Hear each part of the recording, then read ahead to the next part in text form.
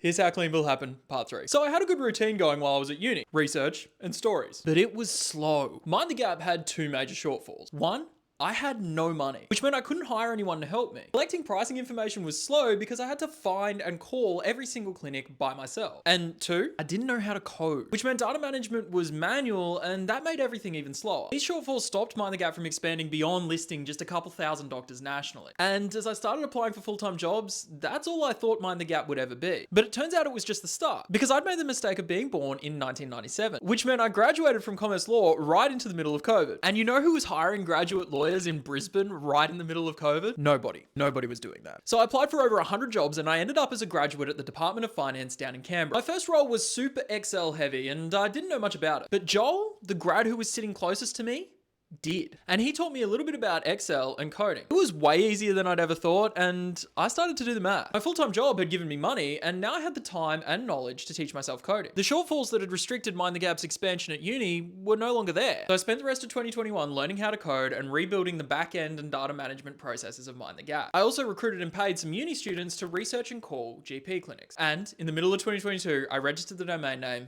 cleanbill.com.au. In part 4, we'll talk about how impactful this new website could be.